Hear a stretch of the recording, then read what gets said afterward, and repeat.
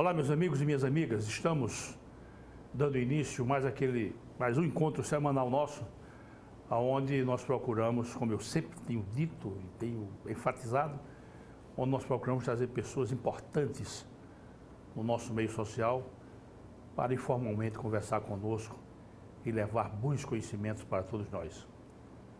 Hoje nos honra e nos eleva com a sua presença o proficiente médico Dr. José Maria Constant, infectologista, que gentilmente, de forma muito elegante, muito digna, abriu lá um espaço na sua esfera de vida e veio aqui bater um papo conosco nesse momento crucial. Depois ele vai dizer se é crucial ou não, que nós estamos passando. Então eu queria, meu caríssimo Dr. José Maria, me permita chamá-lo de José Maria, não vai nenhuma deselegância minha, eu sempre digo isso aqui, chamá-lo dispensando a titulação. Quero agradecer em meu nome a sua presença, em nome da televisão e da nossa equipe. Você vem bater um papo conosco. E já queria deixá-lo à vontade para uma primeira manifestação, qualquer que seja, antes de nós iniciarmos a nossa conversa de fundo. Por favor. Minha primeira manifestação, doutor Jerônimo, é chamá-lo de Jerônimo. Né? Isso. Você disse aí de deixar as titulações de lado, eu me sinto muito à vontade quando sou chamado de Zé Maria. Zé Maria. E a vocês que nos veem e nos ouvem, na realidade eu não sou aquela pessoa importante, eu apenas estou na crista da onda atualmente por ser infectologista. Nós estamos numa situação em que a nossa atuação, na nossa especialidade, ela se sobressai porque nós temos atualmente uma pandemia causada por um vírus, que é o coronavírus, que tem nos afetado a todos e tem nos mobilizado, a todos os profissionais da área de saúde, especialmente nós que militamos nessa área de infectologia. Meu caro José Maria, eu queria lhe fazer logo, para a gente começar a subir o morro, ele fazia a pergunta, o infectologista, qual é a área de proficiência dele? O que é que ele faz? Porque o cirurgião abdominal eu sei o que é, o neurocirurgião clínico eu sei o que é, mas o infectologista, qual é a área de concentração dele? Diga aqui pra gente. Eu tenho certeza que você perguntou isso para que os nossos espectadores sejam esclarecidos. Claro. Você sabe exatamente o que é pelo fato de ter chegado quase ao fim do curso de medicina e me dizia agora há pouco que deixou por falta de talento, eu diria por falta de aptidão. Né? Certamente falta de aptidão. E se transformou num excelente jurista e num juiz íntegro. Então, mas para esclarecer os nossos espectadores, o infectologista ele se dedica à área exatamente das chamadas doenças infecciosas e parasitárias, ou seja, aquelas doenças causadas por seres vivos minúsculos que, no entanto, são extremamente potentes, como o coronavírus tem demonstrado atualmente. Então, são vírus, bactérias, protozoários, vermes, helmintos, etc. É a nossa área de concentração. Então, nós temos problemas perenes.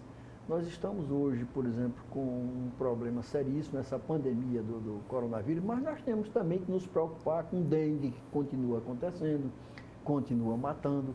Nós temos que nos preocupar com a gripe. Estamos aí às portas de um novo problema com dengue, né? Pois é, e certamente o número de casos vai aumentar. Então nós temos que também deixar um pouco da nossa atenção, não só concentrar no coronavírus, mas na pandemia, mas também concentrar a nossa atenção dengue, gripe. Nós temos 3 vírus da influenza da gripe circulando no nosso meio, que é o H1N1, H3N2 e o B. Então, nós temos que nos preocupar com tudo isso e não tirar o foco, a atenção daqueles problemas anteriores que continuam nos afetando. Que coisa, né? O vírus é um ser vivo? É um ser vivo muito rudimentar, muito elementar, mas que se mostra extremamente potente, né? Ele é comparado com uma bactéria. A bactéria já é um ser que está digamos assim, num nível superior de evolução. No entanto, os vírus, com sua incipiência, com a sua, digamos, estrutura bem elementar, ele se torna mais complicado, mais difícil de ser tratado, as doenças causadas por ele, até porque poucas doenças virais são passíveis de tratamento com drogas antivirais, chamaríamos assim, digamos, genericamente antibióticos, né? Então, poucos são suscetíveis. Nós temos alguns que respondem a algumas drogas antivirais e outros com as quais nós não temos ainda nada no arsenal terapêutico. Então, na sua simplicidade, ele vai se safando, vai se saindo melhor, por exemplo, que as bactérias, do que os protozoários. Olha, eu já li, me corrija, eu já li em algum lugar, ouvi alguém dizer que o vírus ele só tem a característica de um ser vivo quando ele penetra numa célula. Enquanto ele não penetrar numa célula, você não pode tratá-lo como um ser vivo. Como é isso? Não, ele é um ser vivo independente da penetração. Agora, se nós poderíamos chamá-lo de parasita intracelular exclusivo. Se ele não penetrar numa célula, ele não sobrevive. Ele está vivo, porém a sua sobrevivência depende da penetração numa célula logo em seguida, quando ele sai, digamos assim, do portador, daquele portador da infecção por ele. Então, por exemplo, no caso do coronavírus, a origem das infecções por coronavírus são sempre animais. Transmite geralmente o morcego transmite a mamíferos mais bem estruturados, porque o morcego ele tem a vantagem da mobilidade, né? E em seguida, esses mamíferos mais bem estruturados, chamemos assim, transmitem ao ser humano. Então, imaginemos o seguinte: o vírus da gripe, por exemplo, da influenza, o coronavírus, por exemplo, ele está presente na via aérea superior de um indivíduo que é doente ou portador. Então, ele sai através da secreção respiratória. Ele está vivo, porém, ele, para permanecer vivo, ou como nós chamamos, viável, ele tem que penetrar imediatamente em outro organismo, senão ele morre. Se ele cair, por exemplo, no solo ou num objeto qualquer, ele pode permanecer algumas horas ali ainda vivo, porém, logo em seguida ele vai morrer, ele não tem sobrevivência, mas ele está vivo. Ele está vivo. Faleceu em 2008 um grande jurista da Bahia, chamado Calmon de Passos. Eu tinha uma profunda admiração por ele. Eu até diria que eu o elegi como uma espécie de mestre inspirador. Ele dizia uma coisa interessante, ele dizia: olha, na vida tudo tem um sentido. Quando a gente não sabe o sentido de uma coisa, não é que aquela coisa não tenha um sentido, nós é que ignoramos. Qual o sentido do vírus, hein? Eu vi algumas coisas que, ultimamente, tenho lido algumas coisas... Eu venho me perguntando, para que é que serve o vírus? Qual o sentido do vírus? Eu diria o seguinte, na minha... Você já leu alguma coisa sobre isso? Não, mas eu tenho visto umas coisas interessantes. Por exemplo, outro dia eu vi, agora, poucos dias atrás, eu não sei quem foi que escreveu isso, que a natureza é implacável, ela é indiferente. A natureza é implacavelmente indiferente, então ela não está preocupada, a natureza não está preocupada com a espécie X ou Y. Nós somos, digamos assim, os reis da chamada criação, mas a natureza não tem nenhuma deferência conosco. Então, eu digo às vezes, até inclusive nas minhas aulas, que a natureza protege, digamos assim, todos os seres vivos, todos, indistintamente. Então, realmente, aparentemente, o vírus não tem nenhum sentido, até porque, do nosso ponto de vista, nós não podemos, eu sei que eu estou filosofando, isso não é o meu forte, né? Mas do ponto de vista da natureza, ele pode ter algum sentido, porque a natureza ela ou protege ou então ela é implacavelmente indiferente à sorte de quaisquer espécies que porventura estejam presentes, humana, ou vírus, ou bactéria, ou animal. Então, eu não vejo um sentido, senão de tal história. Eu vi também hoje, li hoje por sinal, não sei quem foi que me mandou, algum amigo espírita, preciso ver isso, de Allan Kardec, quando ele dizia o seguinte: interessante o que ele disse, que às vezes era preciso que o mal nos assoberbasse, disse com outras palavras, de tal maneira que nós passássemos a valorizar o bem.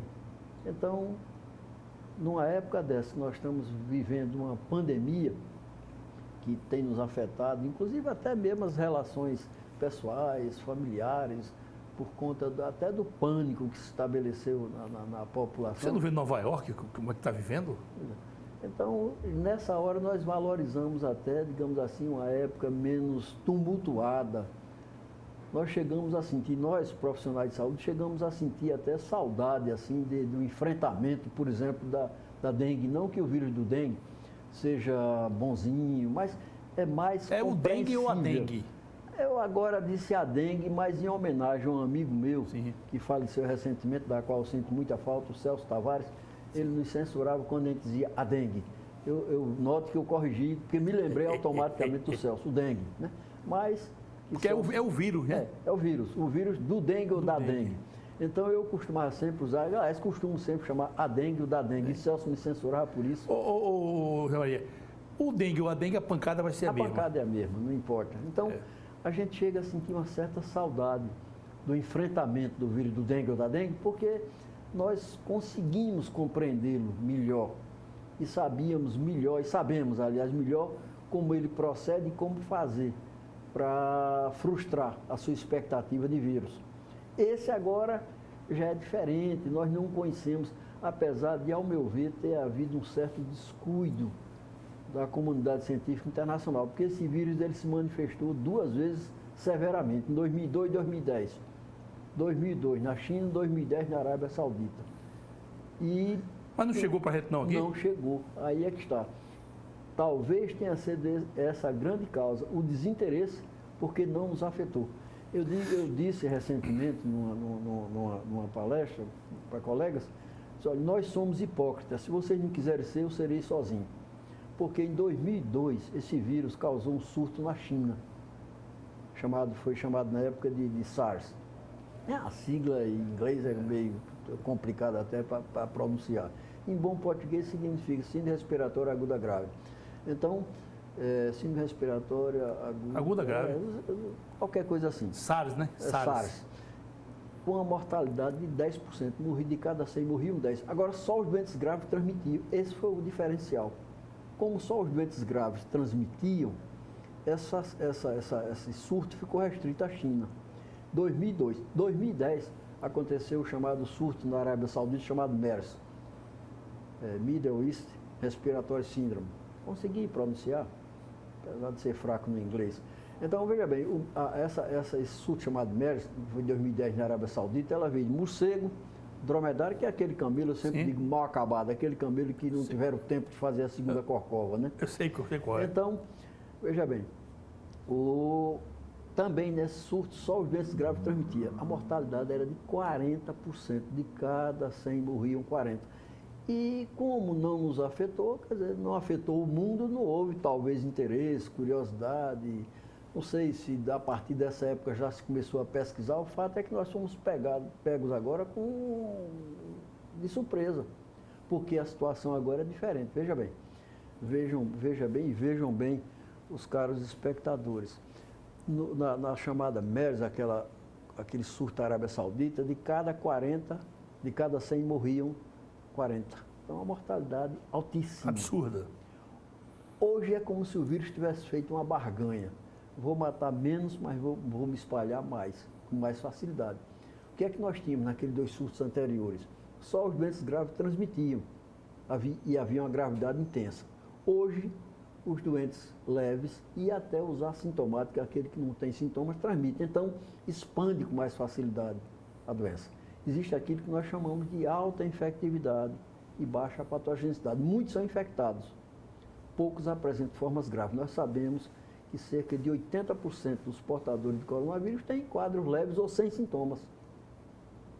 20% vai ter algumas formas mais sérias e aquele pessoal que fica no pico mesmo da pirâmide com as formas graves, inclusive com uma letalidade, ou seja, 3,4%, vamos botar 4% para não dividir o ser humano.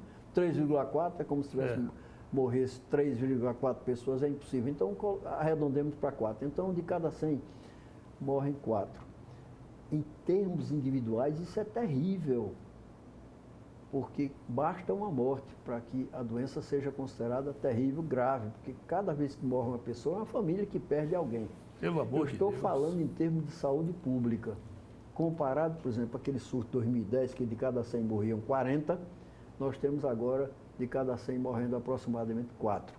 Bom, mas pode-se dizer em localidade tal. Por exemplo, nós temos em São Paulo uma letalidade em torno de 7%, mas em Santa Catarina 0,5%, 0,5%. Então, juntando, somando e dividindo, dá em torno de 3,4%, 3,5% a letalidade. Mas a infectividade, a facilidade de transmissão é imensa. É imensa, né? Ô, meu caríssimo professor, doutor José Maria Constant. Voltou a titularidade? Vou porque a pergunta exige isso, a pergunta exige a qualificação.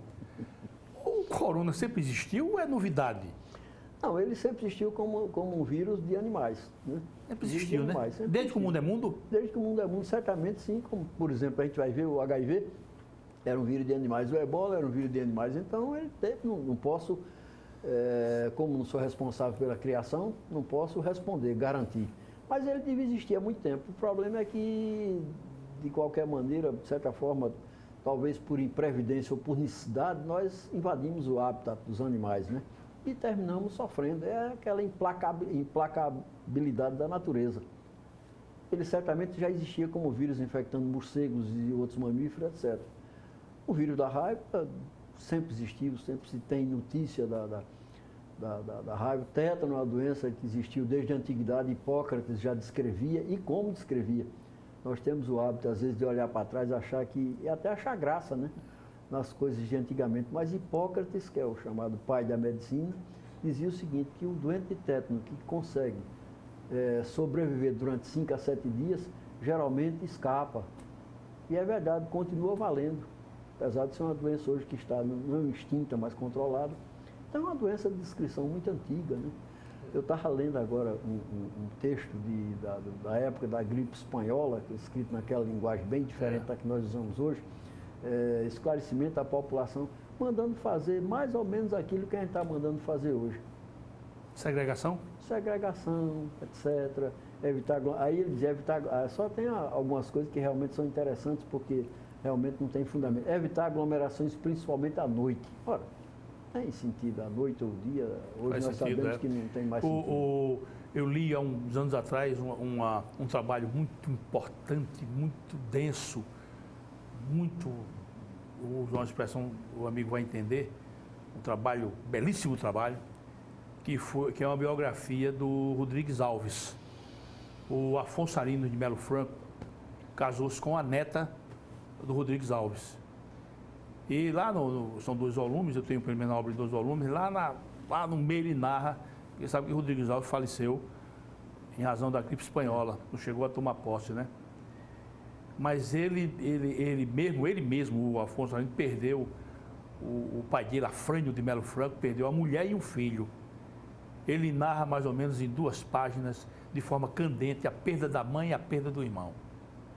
Olha, eu fico imaginando, me transpus pela magia do pensamento, fui lá para 1914 e fiquei imaginando a dor que não foi perder a mãe e perder um irmão na gripe espanhola, e que ela passou pouco tempo por aqui, né? Ela passou pouco tempo, não demorou muito, não. A gripe espanhola, ela teve uma característica especial por conta da época em que ela aconteceu. Foi fim da Primeira Guerra Mundial, que ninguém chamava de primeira, porque não sabia que ia haver a segunda, né? Era a Grande Guerra, aquela história de guerra. Então foi 17, 18. 17, 18. Exato. Ela assolou a Europa, principalmente por causa da fome, da miséria. Se a gente vê a Primeira Guerra Mundial, foi terrível, guerra de fronteira, uso de gases tóxicos, essa coisa toda. Toda guerra por si é terrível e é idiota, né? Alguém determina que se brigue e fica aquela turma lá nas linhas de frente, trocando tiro, e quem armou tudo está lá por trás.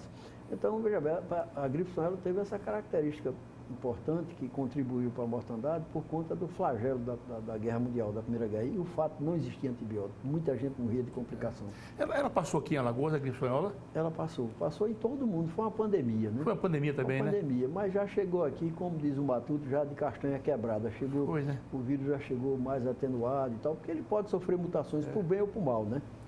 O vírus, esses vírus todos, eles sofrem muitas mutações, para o bem ou para o mal. Por exemplo, nós temos uma situação inversa do que aconteceu, por exemplo, com o vírus da gripe, inclusive a gripe asiática. Eu me recordo que nessa época eu era menino em Palmeira dos Índios, eu tinha adolescente. A velha Palmeira dos Índios, de Graciliano Ramos. De Graciliano Ramos, cujos irmãos morreram de peste bubônica, né?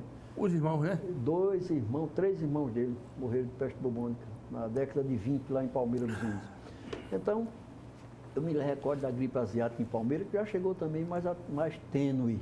Mas nós temos o contrário, por exemplo, o Zika vírus, ele chegou aqui, foi uma desgraça, né? Quando ele chegou aqui agora em 2014. Chegou meio devastador. Chegou devastador, e ele não era assim. É interessante, a epidemia, o surto começou na Polinésia Francesa, né? Migrou começou numa ilha chamada Iap, uma ilha minúscula, um pontinho, parece... Coisa miúda. Miúda, um pontinho um pozinho no mapa. Né? Depois Iap, Polinésia Francesa, Ilha da Páscoa, que a gente pode dizer é bem ali, né? O Chile, para quem sou o Chile, então para nós é bem ali, considerando... Que aí ali também é um mistério danado, né? Aqueles monstros, né? Ninguém sabe quem foi que botou aquilo ali. E da Ilha da Páscoa chegou aqui o Brasil. Note bem, quando esse vírus chegou aqui no Nordeste, foi uma devastação. E mais aqui no Nordeste. Terrível, né? Não sabemos o que aconteceu. Pois é. E tudo indica que houve uma mutação quando ele chegou aqui. Ele afetou mais a população nordestina, ou tudo indica que há também uma questão de genética populacional, ou seja, ela afetou mais determinada população geneticamente mais suscetível a ele. Foi o contrário, em vez de atenuar, piorou. Olha, vamos entrando agora já no assunto que nos interessa, eu digo a mim, aos telespectadores e ao ilustre amigo também. Vamos tratar especificamente do momento dessa quadra histórica. Eu começo, meu caro Zé Maria, lhe perguntando o seguinte: como é que você vê, como cientista que você é, mestre de várias gerações de médicos, como é que você vê esse quadro atual em nosso país? Aí vou colocar um dadozinho mais complicador. É grave? É grave. A situação é grave pelo seguinte, é grave por conta do que foi dito agora há pouco. Ninguém quer assombrar ninguém, não. Não. Mas temos que tratar nós temos que o negócio com seriedade. Racionalmente, exatamente. Não com pânico, mas com seriedade. É grave porque esse vírus, primeiro, nós não o conhecemos bem. É preciso ver isso. Segundo, ele tem uma velocidade de propagação fantástica. Ele se propaga com uma velocidade muito grande, ou seja, alta infectividade. Em contrapartida, a gente pode dizer o seguinte: 80% dos casos são leves, então por esse lado a gente já tem, digamos assim, um alívio. Mas veja bem, o que é que nós temos assim, o que é que, ao meu ver, agrava mais a situação? É que nós não temos nenhum medicamento realmente já comprovadamente eficaz. Comprovadamente, alguns medicamentos estão sendo liberados e recomendados, mas sem, por exemplo, a eficácia que existe contra o vírus da gripe. Existe um medicamento eficaz contra o vírus da gripe, então qualquer forma grave. Essa vacina que nós acabamos de tomar é eficaz mesmo. E o outro agravante para essa questão da pandemia pelo coronavírus, não existe ainda uma vacina. Então, se a gente vai comparar, então se diz, por exemplo, não, é a gripezinha. Não é a gripezinha. Os sintomas são semelhantes, são sintomas respiratórios, evidentemente. Mas ocorre o seguinte: naqueles pacientes em que ele se manifesta com gravidade, é gravidade para valer, é grave. E, bom, mas nós temos, mas tem 80%, não tem grandes problemas. Tá certo, mas nós temos que pensar nos 20%. Então, como esse vírus se propaga com rapidez, uma facilidade muito grande, infecta muita gente e não tem nenhum medicamento eficaz contra ele, pelo menos atualmente, comprovadamente eficaz, não tem. Tem alguns em teste e tal, alguns que parecem que são eficazes. E como não existe vacina, a situação é mais grave, por exemplo, do que a gripe. Aconteceu uma pandemia de gripe, aconteceu a chamada gripe suína, agora em 2009. Mas contra o vírus da gripe se tem um medicamento eficaz e se tem uma vacina. E se tem um conhecimento. É uma doença já, digamos assim, conhecida nossa de longa data, né? Temos experiência com ela. Com esse vírus não temos experiência. Não temos medicamento eficaz e, repito, não temos uma vacina. Mas tem milhares de cientistas, agora mesmo a gente está conversando aqui, eu tenho certeza absoluta que existem milhares de cientistas de altíssimo nível, debruçados, todos eles debruçados, sobre esse fenômeno. Eu acredito. Por que é difícil fazer uma vacina? Porque é preciso, primeiro, ter o cuidado que essa vacina... Bom, nós temos dois tipos de, basicamente vacina. Vacina com vírus vivo e atenuado. Então, é preciso ter a certeza que aquele vírus realmente está atenuado, que não vai causar doença, vai causar proteção. E nós temos outro tipo de vacina, que é, por exemplo, a que nós utilizamos no caso da gripe, que é o vírus chamado morto, né? É o vírus inativado. Esse aí, ele protege e não é agressivo. Então, o primeiro passo é saber qual o tipo de vacina que se vai obter, saber se essa vacina não vai prejudicar. Ora, isso leva tempo. Primeiro, tem que se fazer, há que se usar com responsabilidade, né? Para não desmoralizar a instituição chamada vacina. Você sabe muito bem que já aconteceu com relação à vacina, a gente pode falar daqui a pouco, inclusive a chamada revolta da vacina, né? Então é preciso ter muito cuidado, ter uma vacina realmente segura, que proteja, vamos pensar na vacina como uma instituição. Então essa instituição precisa ser bem séria, ela precisa proteger e não prejudicar. É aquele princípio, me recordo do professor Elvio falar muito isso e usava o latim, do primo non nocere, né? Primeiro não prejudicar. Essa vacina precisa ser elaborada, precisa ser testada primeiro em animais, depois você passa para a chamada fase 3, que é o teste em seres humanos, que leva algum tempo, né? Então, isso demanda tempo, não se pode conseguir, como Donald Trump disse certa vez com aquela pompa dele, vai conseguir uma vacina em 3 meses. Não é coisa que dinheiro somente consegue, não é preciso experiência. Aquilo foi uma bravata, aquilo foi uma bravata, como costuma acontecer. Me corrija, meu caríssimo amigo, se eu estiver equivocado. Pelo que eu já li, já ouvi e pude perceber, o vírus ele é um ente extremamente frágil. Ele é revestido de uma camada proteica e sem aquela camada ali, ele... Tanto é que você com sabão, para você. Perfeito. E é difícil de manchar essa camadazinha proteica dele? É difícil in natura, né? A gente pode, por exemplo, quando ele está fora do organismo humano, quando ele, por exemplo, ele está na superfície corporal, é fácil.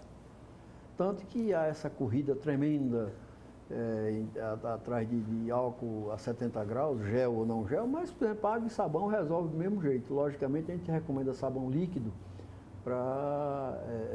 por uma questão de higiene, porque usar sabão em barra no ambiente coletivo é anti-higiênico. Mas ele é fácil de ser destruído assim fisicamente no ambiente externo. Mas na hora que ele penetra numa célula, que ele é capaz de infectar, ele fica difícil ser destruído. Mas voltando, eu queria voltar àquela questão da vacina. Por favor.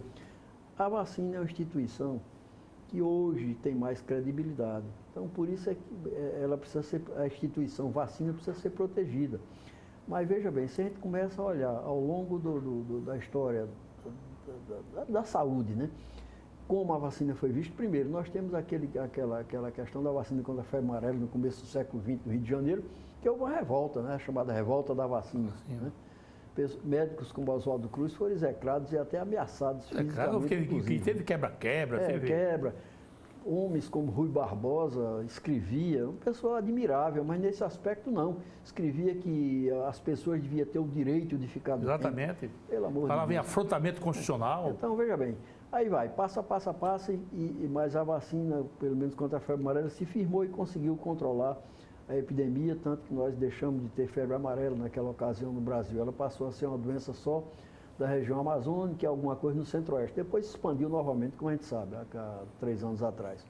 Bom, tivemos outro episódio que chega a ser interessante hoje, depois se passou o folclórico, quando se começou a vacinação contra a gripe. Eu me recordo que foi no governo Fernando Henrique Cardoso, e se disse, naquela ocasião, que o Fernando Henrique estava querendo matar os velhos para não pagar a pensão. Então, por aí se tira. O Fernando Henrique ou outro presidente que fosse. Eu me lembro agora porque era FHC o presidente. Ele queria matar os velhos para não pagar a aposentadoria. Então, olha bem, eu me recordo de certa vez, quando foi feita a última campanha de vacinação, essa eu me lembro, contra a varíola aqui no Brasil. Eu era menino ainda, mas me lembro desse fato, que uma pessoa de minha família tinha uma propriedade rural lá em Palmeira dos Índios e chegaram os vacinadores com já com as pistolas. As pistolinhas, né? Porque a vacina contra a varíola inicialmente era feita que parecia uma caneta, né? E esfregava, os caras ficavam a pele e colocava a linfa ali com a gotícula. Chegou com a pistola. E havia uma história circulando entre a população que aquela vacina era para esterilizar os homens. Isso aí já era o delírio de persecutório contra os americanos. Que os americanos queriam esterilizar os homens aqui no Brasil para limitar a população. Inclusive, Só que o pessoal do interior não dizia esterilizar e muito menos castrar, era capar mesmo, né? Era para capar os homens. E esse parente meu, ele deu o exemplo. Só, olha, vamos com uma história aí, que isso aí é para capar os homens, coisa e tal. Você sabe que eu não sou homem para ser capado, coisa e tal. Então eu vou começar, o primeiro a ser vacinado sou eu. E levantou a manga da camisa e botou o braço para a pistola. E ouviu quando um trabalhador dele lá disse, a vacina do patrão é diferente. Quer dizer, então, a vacina, toda essa história, inclusive essas coisas folclóricas, são para lembrar que a vacina é uma instituição que precisa ser protegida. Protegida como? Por eficácia e falta de efeitos, e não ter efeitos nocivos. É por isso que elas demoram. São pesquisadas lentamente, com muito cuidado e demoram a ser liberadas. Mas isso dá uma angustiazinha? Ah, dá. Ó, eu dessa fase, né? Eu e o pessoal da minha equipe, nós estamos trabalhando no sistema à distância. E eu posso, então, me dar o luxo de ficar com a televisão ligada. Às vezes é uma pressão tão grande que eu desligo e procuro um lugar delicado para me esconder. Que é muita pressão. É muita. Eu fico olhando, meu pai do céu. Vamos fazer, meu caro José Maria Constant, vamos fazer uma pausa. O nosso diretor de estúdio já fez um sinal. Vamos fazer uma pausa, coisa rapidinha.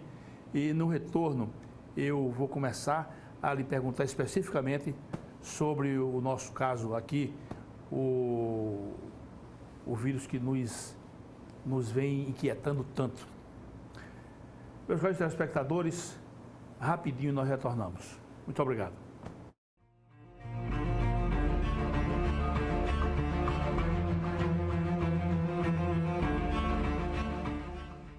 Transforme suas vendas a prazo em capital de giros, sem burocracia, de forma simples, segura e ágil. Estruturamos a operação conforme necessidade do cliente. Aqui no ACL FDIC, seus recebíveis valem mais. Agilidade e flexibilidade, taxas competitivas, desintermediação financeira, isenção de IOF nas operações. ACL FDIC, solidez e credibilidade há 28 anos no mercado financeiro. Empresarial Leonardo da Vinci, fone 8233273911.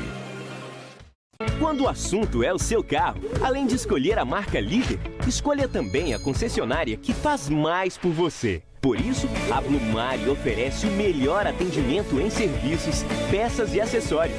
E ainda tem as melhores negociações, sendo totalmente certificada pelos padrões Fiat de qualidade e líder de mercado em seu segmento.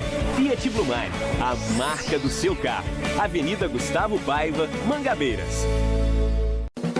O filé do Zezé é a melhor opção. Temos um cardápio variado de churrasco e comida caseira. Churrasco de picanha preparados de um jeito todo especial. Zezé em Casa, 3313-4004.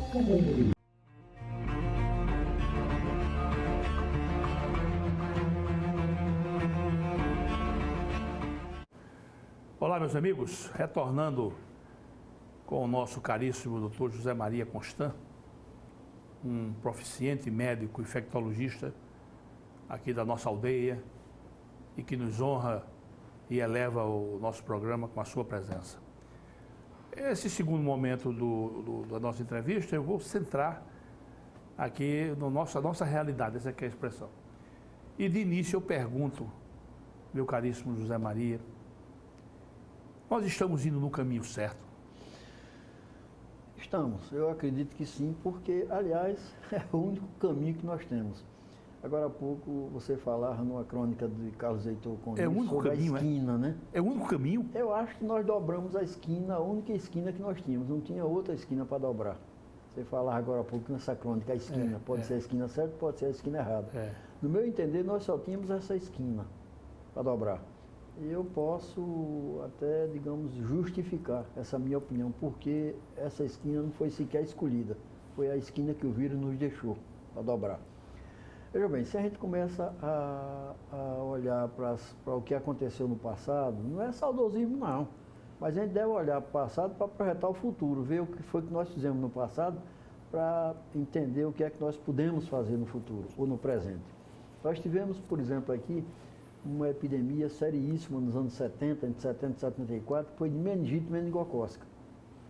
E algumas pessoas alegam, principalmente aqueles que viveram e enfrentaram essa epidemia, de que nós não fizemos isolamento social naquela época. Não, não fizemos. Primeiro, a população era mais rarefeita, né? Maceió era uma cidade que eu tenho a impressão que teria em torno de 500 mil habitantes, no máximo. Mas não é só isso. É que em termos da meningite meningocócica, nós tínhamos recursos para aplicar. Por exemplo, se nós sabíamos que tinha um caso de meningite meningocócica aqui, nesse bairro, nesse local, nessa rua, nós imediatamente cercávamos, digamos, essa região. As pessoas que tiveram contato com esse caso de meningite recebiam um medicamento para extinguir a bactéria que ficava no nariz e na garganta. Eu espero que nossos espectadores entendam o que é que se fazia. Se usava e se usa ainda hoje o medicamento que era dado àquelas pessoas que tiveram contato com o caso. Então já impedia um pouco a proliferação e depois havia uma vacina, e há uma vacina. É verdade que a epidemia ainda ceifou muitas vidas aqui, porque a produção de vacina na ocasião foi insuficiente para atender o Brasil. Ela estava comprometida com o chamado cinturão meningítico da África. Quando o Brasil conseguiu comprar a vacina, já foi um pouquinho tarde, mas ainda chegou em tempo. Então, nós enfrentamos a epidemia de meningite meningocócica sem o chamado isolamento social, etc., sem fechar as instituições e as cidades praticamente, porque nós tínhamos alguma coisa para fazer. Uma substância que era usada para tratar as pessoas que tiveram contato com aquele caso, né, os contatos em torno daquele caso, e uma vacina que foi aplicada. Muito bem. Certo. Depois tivemos a pandemia da gripe suína, em 2009.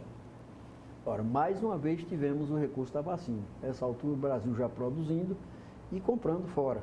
Então nós pudemos rapidamente vacinar a nossa população e temos uma droga que é utilizada, eu prefiro não usar a expressão droga, às vezes o público entende de forma diferente. Um medicamento é usado para tratar a infecção pelo vírus H1N1, H3N2, etc. Nessa pandemia, nós não temos nenhuma medicação para usar contra esse vírus, nenhuma medicação para usar em quem teve contato com alguém doente com esse vírus, nem temos uma vacina.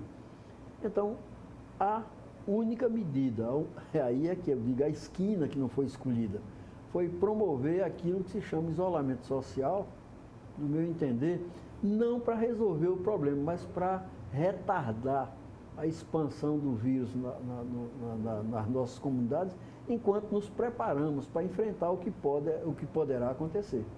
Então, não foi uma coisa escolhida, foi a única alternativa que nós tínhamos, baseado no exemplo do que aconteceu na própria China e depois na Europa. O prefeito de Milão, recentemente, ele apareceu pedindo desculpas à população, porque ele usou aquela expressão, Milão não pode parar. Então, a esquina que nós dobramos, parodiando Carlos Heitor Coni, foi a única esquina que nós tínhamos, no meu entender. Meu caro professor Zé Maria, uma outra coisa que me incomoda, está me incomodando, estou sendo muito sincero com o ilustre amigo, está me incomodando. Já ouvi pelo menos umas 3 vezes, e já vi na televisão. Todos nós vamos ter que contrair esse vírus? Considerando o comportamento dele, provavelmente. Veja bem, o isolamento... Pelo amor de qual Deus. Seria... Isso é uma preocupação. Considerando o comportamento dele... Eu já procurei na minha casa algum lugar para me esconder. Estou sem saída. Considerando o comportamento dele, ele vai se expandir. Alta infectividade. Ainda bem que é baixa patogenicidade, ou seja, muitos são infectados e poucos são afetados seriamente. Esperemos que nós estejamos... Eu, no meu caso, pela minha idade, pelas comorbidades, as doenças que eu tenho controladas, é verdade. Já vista que eu, apesar da minha idade, eu tenho 76 anos, em via de completar 77 na próxima semana, e sou diabético e hipertenso. Mas saúde boa, eu espero escapar dele. Mas veja bem, essas medidas de isolamento social, elas não têm um sentido de evitar que o vírus, não consegue evitar que um dia esse vírus se espalhe. Mas a intenção dessas medidas é evitar que ele se espalhe numa curva muito ascendente, brusca. E, sobretudo, retardar um pouco essa expansão para que o Estado, estou falando de Estado, não é Estado de Alagoas, mas Estado com E maiúsculo, possa se equipar para atender casos quando os casos acontecerem. Eu acredito que vai acontecer. Nós não vamos impedir a sua disseminação. Nós vamos apenas retardar essa disseminação. É como se nós tivéssemos um ladrão que está tentando arrombar a nossa porta ele é mais forte, ele vai conseguir, mas nós estamos dificultando a entrada dele para preparar alguma coisa que possa nos defender dele. Essa medida tem esse sentido. Essa figura de imagem sua foi muito, muito, muito elegante. O ladrão, o vagabundo está querendo entrar e a gente sabe que ele vai entrar, mas enquanto isso... Enquanto isso, se equipando para enfrentá-lo na hora que ele entrar. É o que tem, não é que sai. Ah, mas isso não vai impedir. Não, realmente não vai impedir a disseminação, vai retardar. E nós estamos conseguindo isso aqui em Alagoas. Zé Maria, eu tenho visto, já falei, né, tenho acompanhado o noticiário e tenho, por um lado, eu tenho ficado muito, muito feliz em saber que o nosso país tem grandes cientistas, né? Você vê jovens, né, lançando manifestações, mentes brilhantes, essa que é a expressão. Os caras, homens e mulheres, né, grandes cabeças. Aí eu lhe pergunto, nesses homens conseguem nos defender, Zé Maria? Nessas grandes cabeças conseguem nos defender? Não conseguem em termos imediatos, né? A rapidez da disseminação da pandemia, ela é uma pandemia exatamente por isso, né? Por conta da rapidez de disseminação, ele conseguiu se espalhar em praticamente todo mundo. A Organização Mundial de Saúde demorou um pouco, no meu entender, a reconhecer esse estado. Aliás, esse termo é interessante. Um dia desse eu tive que explicar, porque a pessoa que me entrevistava perguntava se pandemia significava alguma coisa mais grave do que o habitual. PAN significa todo, total. Nossos espectadores sabem disso, né? E é chamada pandemia porque a doença se difundiu em praticamente todo o mundo, né? Algum outro país que ficou indene, mas muito poucos. Então, em todo o mundo. Essas mentes brilhantes que nós temos certamente vão conseguir atenuar os efeitos da pandemia, vão certamente nos defender, mas não assim a curtíssimo prazo. Nós temos, por exemplo, um excelente ministro da Saúde. Está atuando muito bem, com transparência, apesar de ultimamente achá-lo ele meio tolhido nas suas manifestações, mas é natural que isso aconteça. Mas ele tem sido uma pessoa de comportamento assim, muito transparente, muito brilhante, não existe nada. Equilibrado? Muito equilibrado. Ele, se eu não me engano, é originário da Fundação Oswaldo Cruz, da Fiocruz, né? Então, pai dele médico, né? Pessoal muito bom, pessoal que tem uma formação assim em saúde pública. Interessante, a especialidade dele é ortopedia infantil. Mas ele veceja sobre vírus e tal, saúde pública, de maneira geral, com muita proficiência. Ele transpira assim, muito conhecimento em termos de saúde pública. Se eu encontrasse com o nosso presidente, estou logo dizendo aqui, eu votei nele, comigo não tem esse negócio de conversa. Meu pai não me ensinou a dizer que o preto era branco e que o branco era preto, eu votei nele. Mas se eu encontrasse com ele, eu ia tentar falar com ele rapidamente, dizer, presidente, acabe com isso, presidente. Acabe com isso, procure se conter. O senhor é uma referência, é um exemplo. O senhor fica banalizando o negócio, pô. Porque aquilo é banalizar. Se o senhor não tem conhecimento científico, se restrinja a sua esfera de atuação como líder. Agora fica com essa presepada, essa que é a expressão. Lamentavelmente ele não tem se contido e é isso, ele devia usar o bom senso, né? Se cercar de técnicos em que ele pudesse confiar. Afinal de contas, uma vez ele disse uma coisa que eu achei interessante. Ele disse, eu não entendo de economia. É natural que ele não entenda de economia, então ele designou alguém que é o ministro do Planejamento, outro que é o ministro da Fazenda, pessoas em que certamente ele confia e que vão nortear os rumos da economia.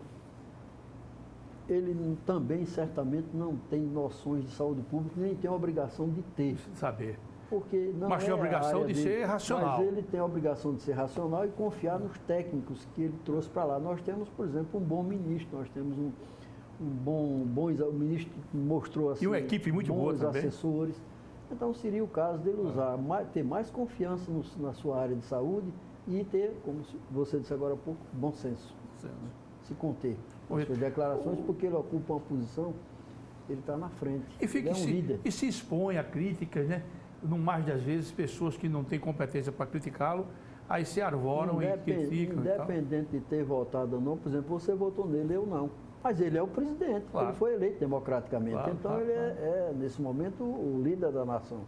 Tem um amigo meu que ele não votou no presidente Jair Bolsonaro, e aí ele diz assim comigo, já no seu presidente, eu digo, o meu? E você mora onde? Nosso. Eu não votei nele, mas ele é o meu presidente, ele foi eleito democrático, e democracia é isso, né? É aceitar a vontade da maioria. E a nossa Alagoas? Deixa eu lhe fazer uma pergunta, já estou lhe pedindo todas as desculpas possíveis. Não fica à vontade.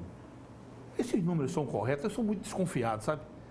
Esses números que estão apresentando são corretos? Agora há pouco, o nosso amigo Karl Marx, ele suscitou essa dúvida, eu disse, fica à vontade, faça a pergunta.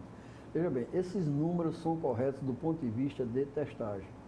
Ou seja, são pessoas que apresentaram sintomas compatíveis e vínculo epidemiológico. Nós estamos numa fase ainda em que a doença não se transmite aí de forma, me permite usar uma expressão bem do dia a dia, de forma desembestada. Não há transmissão ainda desembestada. A transmissão ainda está aparentemente contida. Então, o diagnóstico, por exemplo, aqui em Alagoas, está sendo feito baseado nos sintomas e no chamado vínculo epidemiológico, ainda está, apesar de já haver indício de transmissão local. O que é o chamado diagnóstico pelo vínculo? Então, por exemplo, não vou botar para ninguém. Eu sou lá do interior e lá em Palmeiras ainda o pessoal tem uma expressão que é interessante. O camarada levou uma facada aqui, lá nele. O matuto é muito seguro com isso. Então, imaginemos que eu apresento sintoma respiratório. E eu tive contato, eu vim da Europa. Então, eu sou altamente suspeito de ser um portador do coronavírus. Então, eu sou testado por esse motivo. Então, o teste é feito em mim por esse motivo. Aí dá positivo ou negativo. Imaginemos agora, mais uma vez comigo, que eu apresento sintoma respiratório e vim, por exemplo, de São Paulo, Rio de Janeiro, Brasília, Santa Catarina, Rio Grande do Sul. Então Pernambuco mesmo aqui? Pernambuco, Ceará, Fortaleza. Então eu vim de um desses locais, já não é mais da Europa, é daqui mesmo do Brasil, onde a doença está, digamos, com transmissão sustentada já entre a população. Eu também sou testado, porque eu tenho um vínculo epidemiológico. Agora imaginemos o seguinte, que eu não saí daqui para canto nenhum, não tenho nada, não tive contato com ninguém que veio. Vamos à terceira hipótese. Eu apresento doença respiratória, espero estar sendo bem compreendido. Eu apresento sintoma respiratório e tive contato com alguém que veio de Fortaleza. Eu sou suspeito de infecção por coronavírus e sou testado. Então, várias situações. Ou vamos para uma outra situação. Eu apresento sintomas respiratórios graves. Graves, precisa até ir para uma UTI. Não vim de nenhum local onde tem a infecção, não tive contato com ninguém que veio desse local onde tem infecção, mas eu estou apresentando uma forma grave. Pode ser coronavírus, pode ser, sou testado também. Então, os testes são feitos aqui em Alagoas nessas situações. Se alguém tem só parece um resfriado, coriza, espirro, etc., não é testado. Dor de garganta? Nada, aí não é testado, porque é uma pessoa que não tem forma grave, nem teve contato, nem veio de lugar onde a doença está acontecendo, nem teve contato com alguém que veio de lá. Então, essa pessoa não é testada. Dentro da limitação dos testes, eu espero que os nossos espectadores estejam vendo, não há nada maquiado, há transparência. Então, dentro dessa limitação dos testes, nós temos efetivamente 17 casos comprovados. Por que é que nós não vamos testar todo mundo, até quem deu um espirro? Porque não temos uma quantidade de testes suficiente para a nossa população. A verdade é essa. Existe o mundo ideal, existe o mundo real. O real é isso aqui. Então, dentro do real, nós temos efetivamente 17 casos comprovados. Não estancou em 17, não. Estava em 10, depois passou para 12, 14, 17. Não há nenhuma maquiagem. A coisa é transparente. Agora, se você, Jerônimo, entendeu, e se os nossos espectadores também entenderam, o teste está sendo feito seletivamente de acordo com a necessidade. Claro. Dentro da sua aplicabilidade, são 17 casos comprovados. O respirador, o ventilador, o respirador, ele tira o indivíduo do abismo?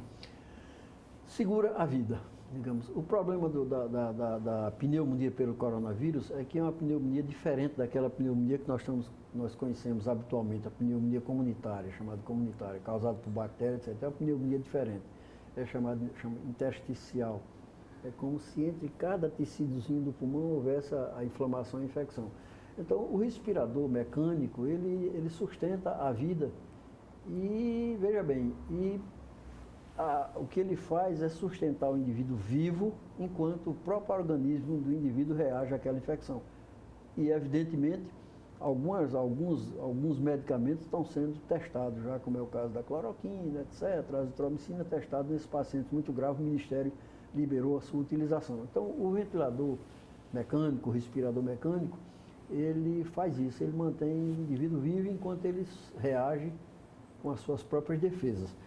Essa, inclusive, é uma das razões que as autoridades de saúde usaram para recomendar o chamado isolamento social, esse fechamento geral que aconteceu, enquanto se instala, nós estamos instalando aqui numa determinada unidade, uma verdadeira UTI com 50 leitos, foram comprados respiradores, esses respiradores me parece que já chegaram, então esse isolamento social está servindo para isso, para a montagem dessa estrutura, exatamente para manter as pessoas vivas se realmente a doença se expandir e se as formas graves acontecerem. O meu caro José Maria, é interessante é que o que mata o indivíduo, pode colocar bem aqui, o que mata o indivíduo não é o vírus, é a reação do organismo ao vírus. Ou a falta dela, né? Não deixa de ser ele, porque ele foi ele desencadeia a reação. Né, a situação. Se ele não estivesse presente, nada daquilo acontecia. Mas é realmente ele, porque, na verdade, é a falta de reação à infecção. E vai, naturalmente, depender da carga viral, se é muito, se é pouco, e da situação do próprio organismo responder ou não. Por isso que o indivíduo idoso, ele leva desvantagem, né? A questão dos anticorpos, né? Exatamente. E esse remédio que foi liberado, o presidente Donald Trump anunciou como o rei dos 7 mares. Esse remédio foi liberado aqui no Brasil, acho que há 2 dias. Como é que você vê isso aí? A cloroquina é uma medicação antiga já, muito usada já. Malária, né? Muito antigamente para malária. Só que na malária a utilização dela era uma utilização muito rápida. A gente dizia até na brincadeira, no tempo que você era estudante ainda de medicina, nós dizíamos naquela ocasião, eu situei a sua turma agora, quando você falou num determinado colega, que eu tinha mais contato com ele, nós dizíamos que a cloroquina era um esquema esquema de futebol, 4-3-3. Tem aquele esquema de futebol, 4 zagueiros atrás, 3 no meio, 3 na frente. Então, porque nós utilizávamos cloroquina 3 dias só, 4 comprimidos no primeiro dia, 3 no segundo, 3 no terceiro. Para um tipo de malária, não é para todo tipo. Então, é uma medicação que nós temos experiência com ela para tratamento de malária. Os reumatologistas têm experiência com ela, tratamento de doenças reumáticas, chamemos assim, chamadas colagenoses. Uso prolongado, etc. É uma droga velha, conhecida. Existe uma outra substância que está sendo citada aí, a azitromicina, que é um antibiótico. Isso aí é de outra classe de medicação. Então, pastor, é esperar que realmente possa surtir efeito. É uma droga já conhecida, um medicamento muito conhecido, mas em outras aplicações. Pode ser que dê certo, né? Pode ser. É uma luz no fim do túnel, né? É uma luz, é um apoio, né, no meio do caminho, digamos assim. Sim. É melhor do que nada, né? Sempre é alguma coisa que se está fazendo. O péssimo é ficar inerme, não tem nada para fazer. Aí é que é terrível. Meu caro José Maria, e nós vamos nessa toada, nessa caminhada, nós vamos até quando, hein? Falam até setembro, alguém falar em outubro? Eu acredito que talvez nós tenhamos uma definição, digamos, epidemiológica, o vírus deve se manifestar, possivelmente agora, fim de abril, começo de maio, ele deve dizer a que foi que veio. Final de abril? Talvez agora no curso do mês de abril até o final, mês de maio, nós tenhamos uma definição, porque inclusive é uma definição da situação epidemiológica. Nós vamos ter realmente uma situação, digamos, pesada, como está acontecendo em São Paulo, em Fortaleza, etc. Se bem que nós temos, é preciso considerar que a essa altura nós temos comportamentos diferentes em vários locais do Brasil, né? Levando em consideração a própria estrutura das cidades, a concentração. Claro. Nós temos um problema aqui no estado de Alagoas, que é uma alta densidade demográfica muito alta, né? O estado é pequeno, com mais de 3 milhões de habitantes. Então, isso aí facilita a propagação de doenças. Dengue, por exemplo. O mosquito tem que fazer força para transmitir dengue aqui no nosso meio, porque é uma pessoa aqui e outra ali.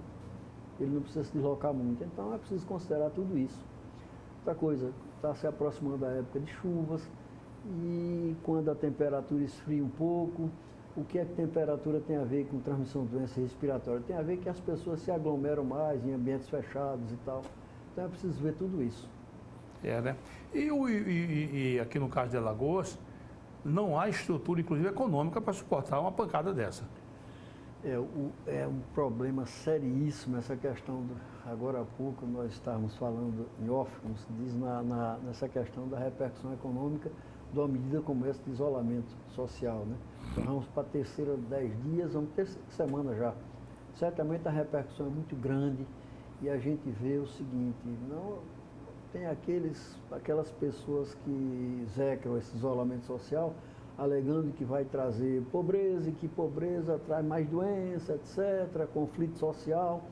Realmente é. É um problema essa questão dessa paralisação total. Economicamente é desastroso, lógico, tem que ser, né? Alguma repercussão há de se ter.